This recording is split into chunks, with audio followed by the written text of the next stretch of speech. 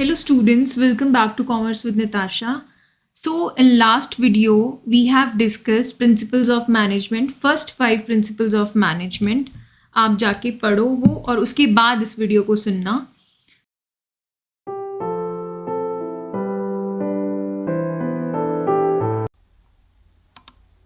So without wasting any time, let's start with 6th principle, that is subordination of individual interest to general interest.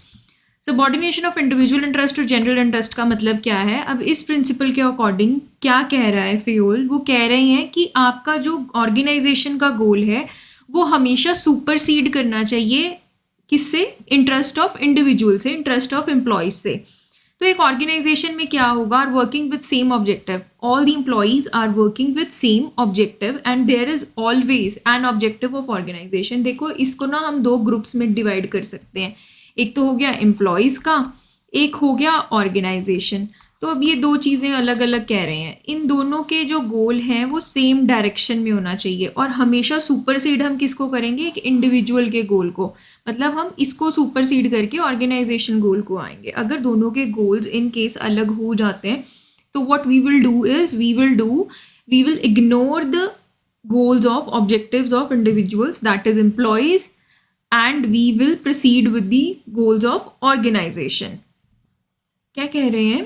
If the objectives of individual are in the same direction of organization, then there is no problem. Obviously, अगर दोनों groups के जो organization goal और individual goal हैं दोनों same direction में, then there is no problem. But if the objectives of both the groups are in different directions, then manager must try to reconcile individual interest with organizational goal. दोनों को reconcile करेंगे, मतलब दोनों को एक दूसरे की डायरेक्शन में लेके, एक दूसरे की नहीं, एक्चुअली इंडिविजुअल एम्प्लॉयज़ को ऑर्गेनाइजेशन गोल के डायरेक्शन में लेके जाएंगे. And if it is not possible, अगर ये पॉसिबल नहीं है तो हम क्या करेंगे? हमेशा इंडिविजुअल गोल को सेक्रीफाइस कर देंगे for achieving organisational goal. Easy subordination of individual interest to general interest. और इसकी क्या बात कर रहे हैं अभी हम? That manager must take all the decisions in the organisation by giving priority. देखो हमें प्रायोरिटी हमेशा ऑर्गेनाइजेशन के इंटरेस्ट को देनी है. हम जब भी बिजनेस की बात करेंगे ना, हमें हमेशा अपने बिजनेस का इंटरेस्ट सोचना है पहले. एम्प्लॉय के इंटरेस्ट से पहले बिजनेस के इंटरेस्ट को सोचना है, क्योंकि अगर हमारा ऑर्गेनाइजेशनल गोल अचीव हो जाता है तो क्या होगा? उससे हमारा इंडिविजुअल गोल भी खुद ब खुद अचीव हो जाएगा. ठीक है, अगर वो लेजिटिमेट है.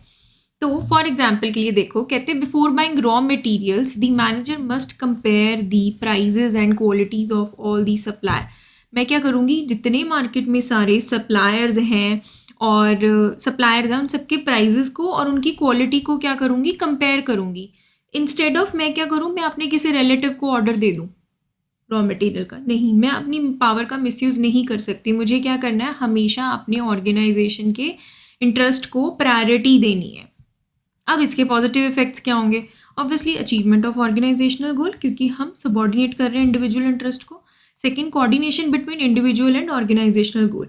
दोनों के बीच में कोऑर्डिनेशन रहेगी, हमेशा सिंक्रोनाइजेशन रहेगी. अब कॉन्सिक्वेंसेस क्या होंगे इसके वायलेशन के? अगर मैं ये नहीं फॉलो करती प्रिंसिपल अपने बिजनेस में, तो ना तो ऑर्गेनाइजेशनल गोल अचीव होगा, ठीक है, और even employees will also suffer in long run. क्यों? क्योंकि ऑर्गेनाइजेशनल गोल नहीं अचीव हो रहा, तो जो बाकी एम्प्लॉयज़ मिसयूज़ नहीं कर रहे अपनी अथॉरिटी का, उनको भी क्या करना पड़ेगा? सफ़र करना पड़ेगा लॉन्ग रन में. ओके, अब इसके कीवर्ड्स क्या हैं? फटाफट से कवर कर लेते हैं. Organisation's interest is more important than personal interest of employees. अच्छा, मैं कीवर्ड्स ना इसलिए पढ़ा रही हूँ, कुछ भी ना एक्स्ट्रा नहीं होता है बुक्स में. कीवर्ड्स इसलिए पढ़ा रही हूँ क्योंकि they are very important from the exam point of view. अब केस स्टडी में ना आपको कीवर्ड्स ही देखने होते हैं, और प्रिंसिपल्स ऑफ मैनेजमेंट तो बहुत इंपॉर्टेंट टॉपिक है आपकी केस स्टडीज़ के लिए. तो अब उसने क्या बोला? ऑर्गेनाइजेशन के इंटरेस्ट हमेशा ज़्यादा इंपॉर्टेंट होंगे पर्सनल इंटरेस्ट से.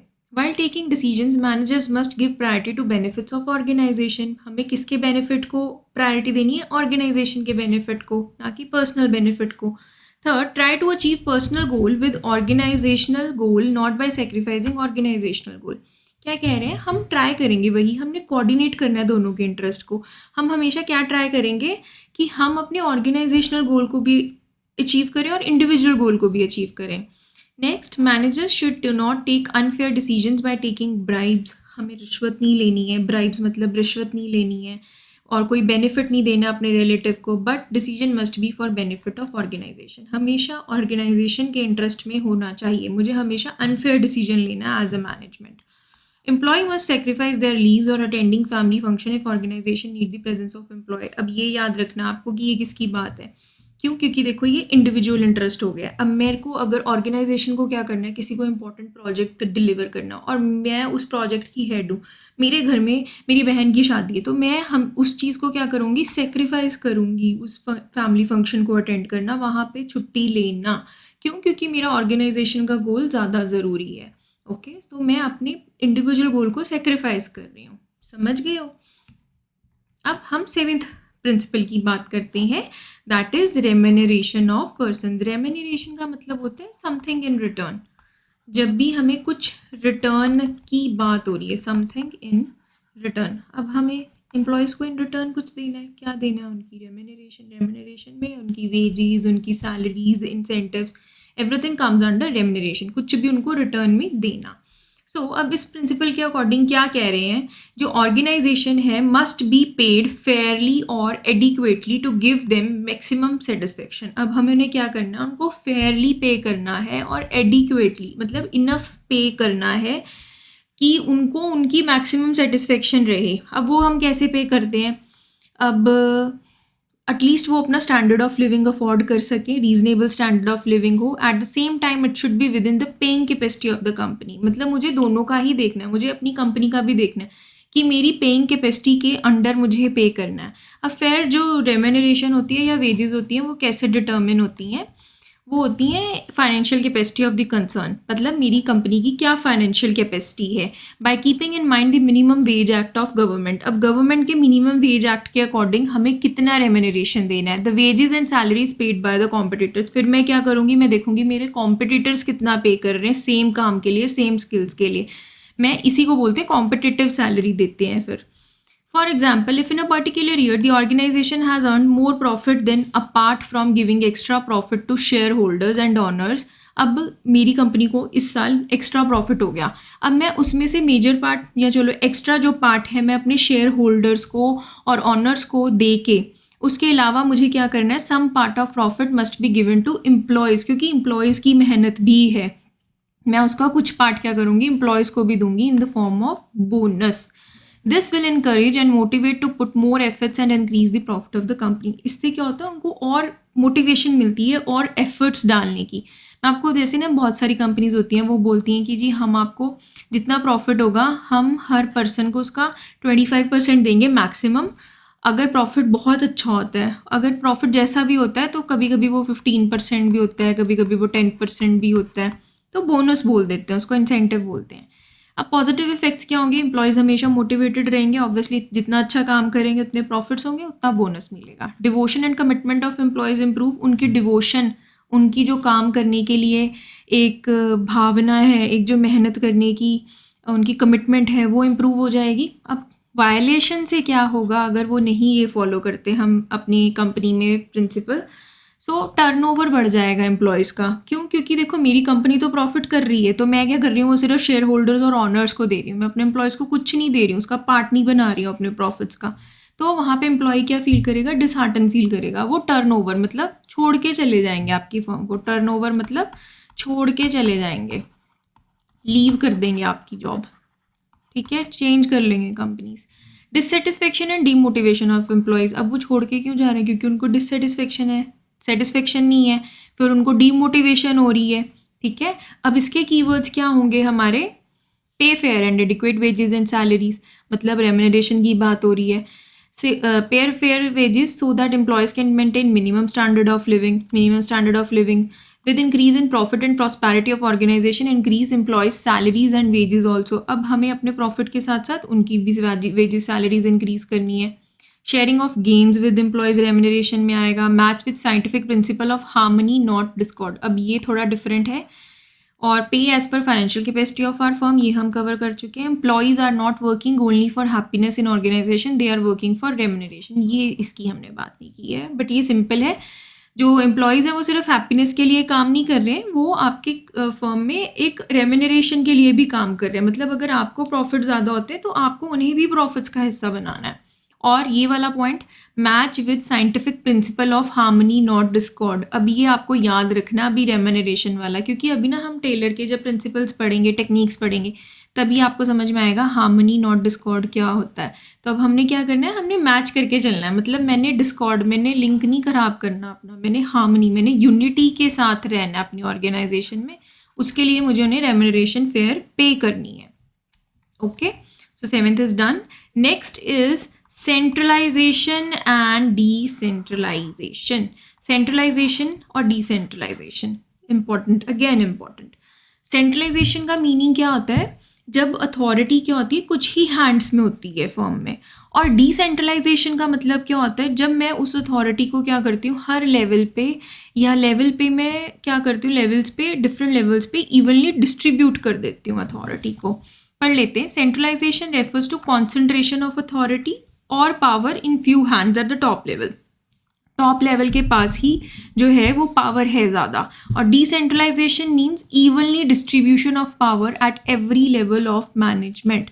अब डिसेंट्रलाइजेशन में क्या है, इवनली डिस्ट्रीब्यूशन है पावर की हर लेवल ऑफ मैनेजमेंट पे। अब ये क्या कह रहे हैं, कंपनी ना तो पूरी तरह सेंट्रलाइज्ड होनी चाहिए, ना ही पूरी तरह डिसेंट्रलाइज्ड होनी चाहिए, but there must be combination of both depending upon the nature and size of the organization। हमें क्या करना है, दोनों का कॉम्बिनेशन चाहिए अपनी फर्म में। अब वो किस पर डिपेंड करेगा, फर्म की नेचर पे, फर्म की क्या नहीं, मतलब क्या काम करती है फर्म, फिर अगेन फर्म का साइज़ क्या है, स्मॉल है, बिग है। देखो अगर स्मॉल ऑर्गेनाइजेशन है वो ऑर्गेनाइज हो सकती है सेंट्रलाइज्ड टेक्निक से, क्योंकि कुछ ही लोग हैं जो उसको कंट्रोल कर रहे हैं। तो बट इन लार्ज ऑर्गेनाइजेशन में क्या होता है, आपको डिसेंट्रलाइजेशन की ज़रूरत होती है। So there is need for decentralisation. तो अब इसमें क्या होगा, और अगर आपके एम्प्लॉयज़ एफिशिएंट हैं, कॉम्पिटेंट हैं, then they can be trusted by having decentralisation. फिर तो हम डिसेंट्रलाइजेशन पे बिल्कुल ट्रस्ट कर लेते हैं। क्यों? क्योंकि एम्प्लॉयज़ पे हम कॉम्पिटेंट हैं, एम्प्लॉयज़ को पता है क्या करना है, कैसे डिसीजंस लेने हैं अच्छे। But if employees are not fully developed, अगर आपके एम्प्लॉयज़ इतने अच्छे नहीं, डेवलपमेंट नहीं है, उनकी स्किल्स इतनी अच्छी नहीं है, थोड़े हैं नंबर में, there must be centralization. Fayol advised not to have complete centralization or complete decentralization, but a combination of both. अब इसके लिए एग्जाम्पल दिए इन्होंने, अच्छी एग्जाम्पल है। Panchayat in our country have been given more powers to decide. अब क्या किया, पंचायत को जो है काफ़ी अच्छी पावर्स दे रखी हैं, अथॉरिटी दे रखी है डिसाइड करने के लिए, अपने फंड्स जो उनको ग्रांट होते हैं वो डिसाइड करने के लिए कि उन्हें कहाँ खर्च करना है। मतलब गवर्नमेंट ने क्या किया, पंचायत को दे दी है वो ड्यूटी कि आप ज़्यादा डिसाइड करो अच्छे से, वो डिसाइड नहीं करते हैं। ठीक है, so this is decentralisation at national level. National level पे डिसेंट्रलाइजेशन की एक एग्जाम्पल अच्छी दी है इन्होंने। पॉजिटिव इफेक्ट्स क्या होंगे, दोनों के बेनिफिट्स मिलेंगे फर्म को, डिसेंट्रलाइजेशन के भी, सेंट्रलाइजेशन के भी। फास्ट डिसीजंस होंगे ऑपरेशनल लेवल पे, strict control by top level भी है तो वो कंट्रोल भी करेगा, और फास्ट डिसीजंस भी होंगे क्योंकि अपने लेवल पे वो खुद डिसीजन ले सकते हैं अगर नहीं फॉलो करते हम अपनी कंपनी में ये principle. So complete centralisation will result in delay in decision. क्यों? क्योंकि जब तक टॉप लेवल मैनेजमेंट से डिसीजन नहीं आता, मैं कुछ नहीं कर सकती हूँ जो ऑपरेशनल लेवल पे, लोअर लेवल पे, तो डिले हो जाते हैं decisions. Complete decentralisation will result in misuse of authority. अगर मैं बिल्कुल ही डिसेंट्रलाइजेशन कर दूंगी तो उससे क्या होगा, अथॉरिटी का मिसयूज़ होगा। अगला देखो, इसमें डिफरेंस है मीनिंग में इसके। अच्छा, आपको हमेशा टी शेप में ही आंसर करने हैं डिफरेंसेस, ये मैंने आपको पहले भी बताया है, चलो कोई बात नहीं, मैं दोबारा याद करवा देती हूँ। सेंट्रलाइजेशन एंड डिसेंट्रलाइजेशन मीनिंग क्या है दोनों का, कंसंट्रेशन ऑफ पावर, उसमें क्या, इवनली डिस्ट्रीब्यूशन ऑफ पावर, और authority at different levels. Top management retains maximum authority. Centralisation में the authority with middle and lower level management is very low, मतलब ना के बराबर होती है। बट डिसेंट्रलाइजेशन में क्या होता है, सिस्टमैटिकली डिवाइडेड होती है हर लेवल पे आपकी अथॉरिटी। अब इसके कीवर्ड्स क्या हुए, दोनों का कॉम्बिनेशन। फिर की decision should be taken by top management and routine decisions can be taken by managers working at middle level and lower level. Okay, जैसे इसकी एग्जाम्पल देने की ट्राई करती हूँ आपको। जैसे अब रॉ मटेरियल किससे खरीदना है, किस रेट पे खरीदना है, वो कौन डिसाइड कर रहा होगा, टॉप लेवल मैनेजमेंट। ठीक है, उसकी क्वालिटी क्या लेनी है, बट कब ज़रूरत है वो कब लेना है, वो जाके जो ऑपरेशनल लेवल है या मिडिल लेवल है जिसको ज़रूरत है वो जाके खुद से खरीद लेता होगा, परचेज कर लेता होगा। ओके, सो इसको कहते हैं सेंट्रलाइजेशन एंड डिसेंट्रलाइजेशन का combination.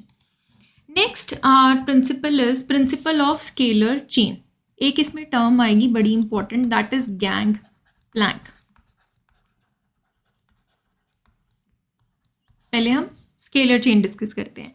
Principal of scalar chain 9th principle है. ठीक है, किसके प्रिंसिपल्स पढ़ रहे हैं हम? हेनरी फेयोल के 14 प्रिंसिपल्स हैं. Okay, so this is our 9th principle, principle of scalar chain.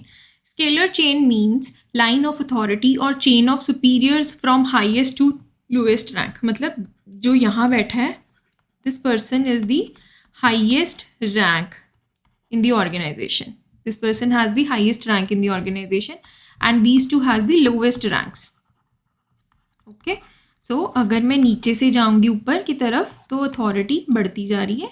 अगर मैं ऊपर से डाउनवर्ड्स नीचे आती हूँ तो क्या हो रही है? अथॉरिटी आपकी कम हो रही है एक ऑर्गेनाइजेशन में.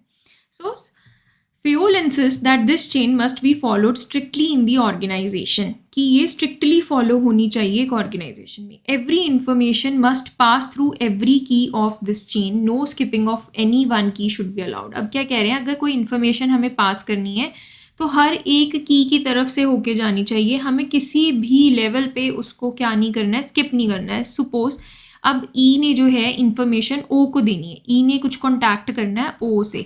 अब now E has to go through D, C, B, A, L, M, N and then O. तो मतलब ई ने अपनी बात पहुंचानी हो तक तो इस तरह से पहुंचाएगा. फेयोल ये कहते हैं इससे क्या होता है? If this chain is broken then there are chances of communication gap. अब अगर मैं इस तरह से अपनी बात को कम्युनिकेट कर रही हूँ, एक तो वहाँ कोई कम्युनिकेशन गैप नहीं, क्योंकि मैंने अपने इमीडिएट बॉस को बताई, उसने अपने इमीडिएट बॉस को, उसने अगेन ए ने अपने इमीडिएट बॉस को, फिर उसने अपने नीचे बतानी शुरू की वो बात. समझ रहे हो? तो इस तरह से. तो अब gap in the organisation, but sometimes following scalar chain becomes a long process. But कुछ टाइम पे क्या होता है? कोई बहुत इमीडिएट इन्फॉर्मेशन मेरे को देनी है, अर्जेंट इन्फॉर्मेशन देनी है, मैंने ई ने ओ को. अब उस टाइम पे ये बहुत लॉन्ग प्रोसेस हो जाता है. तो इस केस में हम क्या करते हैं? In case of emergency urgent information, Fayol permitted a shortcut. Gang plank क्या है? स्केलर चेन का शॉर्टकट है. तो उसने क्या किया? शॉर्टकट दे दिया which is called gang plank. अब गैंग प्लान क्या करता है? परमिट करता है direct communication between the employees working in different position without following the scalar chain. अब मुझे स्केलर चेन फॉलो करने की ज़रूरत नहीं है, मैं डायरेक्ट जाके ओ से बात कर सकती हूँ. वो दोनों ऑफिसर्स जो हैं वो सेम लेवल पे होने चाहिए. Okay, for example if E wants to pass some urgent information to O, अब ई अपने ओ से जाके बात कर सकता है. दोनों सेम लेवल पे हैं, ठीक है, चाहे डिफरेंट पोजीशंस पे हैं, डिफरेंट डिपार्टमेंट्स में, बट दोनों सेम लेवल पे, तो ये बात कर सकते हैं. इसको क्या बोलते हैं? गैंग प्लैंक बोलते हैं. मतलब ज़रूरी नहीं है कि मुझे सीईओ के थ्रू ही होके जाना है बात करने के लिए, मैं डायरेक्ट उससे जाके बात कर सकता हूँ. अब पॉजिटिव इफेक्ट्स क्या हैं इसके? सिस्टम आपको चाहिए डायग्राम ड्रॉ करके आनी है स्केलर चेन में, ये वाली डायग्राम भी, और जो नीचे गैंग प्लैंक की डायग्राम है ये भी ड्रॉ करनी है आपको. ये दोनों डायग्राम्स जो हैं, पिक्चर्स जो हैं, फिगर्स जो हैं, ड्रॉ करके आनी है अपने एग्जाम में. पॉजिटिव इफेक्ट्स क्या होंगे? सिस्टमैटिक फ्लो ऑफ इन्फॉर्मेशन होगा, कभी कोई कम्युनिकेशन गैप नहीं होगा. Consequences of violation of this principle, अब अगर मैं ये नहीं फॉलो करती हूँ तो बहुत जाहिर सी बात है, सबसे पहले तो कम्युनिकेशन गैप होने के बहुत ज़्यादा चांसेस हैं. फिर no clarity in authority responsibility relationship, कोई क्लैरिटी नहीं रहेगी कि अथॉरिटी किसके पास है, कितनी किसके पास रिस्पॉन्सिबिलिटी है. ओके, कीवर्ड्स क्या है? फॉलोइंग लाइन ऑफ अथॉरिटी और hierarchy of managers for communicating every information. क्या कह रहे हैं? हम एक हायरार्की फॉलो कर रहे हैं अपनी कम्युनिकेशन के लिए. Report to your immediate boss only, ये भी मैंने आपको बता दिया है. Take order from immediate boss and give orders to immediate subordinate. मैं ऊपर से बिल्कुल इमीडिएट बॉस से ऑर्डर ले रही हूँ, इमीडिएट अपने सबॉर्डिनेट को ऑर्डर्स दे रही हूँ. For urgent information the chain may be broken through gang plank if employee has habit of approaching senior officials. अगर मेरे एम्प्लॉई को आदत ही है कि वो अपने सीनियर ऑफिशियल्स के पास जाके उनको अप्रोच करता है, इग्नोरिंग हिज इमीडिएट बॉस, अपने इमीडिएट बॉस को इग्नोर करके, then he is violating scalar chain principle. तो ये बात ना आपको मैं प्रैक्टिकल पे समझाती हूँ. ये चीज़ ना आप भी याद रखना, जब भी कभी जॉब करोगे ना, आपको हमेशा हर बात पहले जो भी बात कहनी है वो अपने इमीडिएट बॉस से ही कहनी है. ये नहीं करना है कि जो आपका स्टेट बॉस है, स्टेट हेड है, या जो आपका रीजनल हेड है, आप उससे जाके बात करने लग जाओ. नहीं, इससे बहुत ईगो क्लैशेस होते हैं हर फर्म में. आपको हमेशा अपनी इमीडिएट बॉस को ही रिपोर्ट करना है कोई भी प्रॉब्लम है. Okay, So our next principle is 10th principle, that is principle of order. अब देखो आपको ये याद रखना है, प्रिंसिपल ऑफ ऑर्डर कमांड, हमने प्रिंसिपल ऑफ कमांड में बात की थी कि हमें एक ही बॉस से ऑर्डर लेते हैं हम, ठीक है। अब प्रिंसिपल ऑफ ऑर्डर ये वो वाला ऑर्डर नहीं है, कमांड वाला ऑर्डर नहीं है, ये ऑर्डर है कि ऑर्डरली मैनर में हमें अपना सामान रखना है, ठीक है। So in this principle, order does not mean command, but it refers to orderly arrangement of men and material. इससे क्या होगा, आपका टाइम वेस्ट नहीं होगा। अब देखो हर जगह पे एक ऑफिस ना पहले ही एलोकेटेड होता है कि हाँ यहाँ पे हमारे कैशियर बैठेंगे, यहाँ पे हमारे लोन वाले लोग बैठेंगे, यहाँ पे मैनेजर का ऑफिस है। अगर ऐसा ना हो, ये कॉमर्स डिपार्टमेंट है एक स्कूल में, ये साइंस डिपार्टमेंट है, ठीक है, ये ह्यूमैनिटीज़ डिपार्टमेंट है, तो क्या होगा, कितना टाइम वेस्ट होगा। अगर मैंने लेट्स से कॉमर्स की हेड HOD को मिलना है तो मेरा कितना टाइम वेस्ट होगा, मैं हर रूम में जाके देखूंगी। अब एक एलोकेटेड स्पेस पे होते हैं तो हमारा टाइम नहीं वेस्ट होता। इसी तरह से मटीरियल, इसी तरह से मैन, इसी तरह से मटीरियल के लिए भी होता है, कहाँ पे रॉ मटीरियल पड़ा है, कौन सा रॉ मटीरियल कहाँ पे पड़ा है, तो इससे एक कंपनी का जो है टाइम वेस्ट नहीं होता है। So, for example, if a worker is in need of a tool, he must know in which box or tool room it will be found. उसको पता होगा कि कौन से टूल रूम में और या किस बॉक्स में वो टूल रखा होगा जो उसको टूल चाहिए। And if he needs guidance from supervisor, अगर उसको सुपरवाइजर की फिर भी गाइडेंस चाहिए, he must know the fixed cabin of supervisor, उसको पता होगा कि मेरे को अपना सुपरवाइजर का कैबिन कहाँ पे है, मैं वहाँ ही जाऊँगा। If no fixed place is given, then worker will waste his time and energy in search of tools or supervisor. दोनों को ही ढूंढने में वो अपनी एनर्जी और टाइम वेस्ट कर देगा।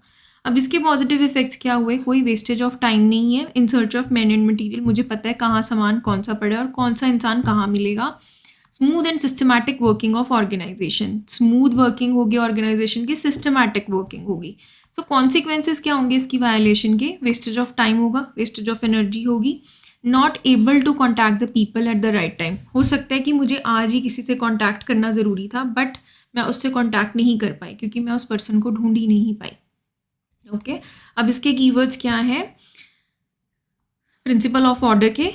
पहले तो आपको ये याद रखना है, प्रिंसिपल ऑफ ऑर्डर को कमांड से नहीं कंफ्यूज करना। ऑर्डर का मतलब है ऑर्डरली मैनर में।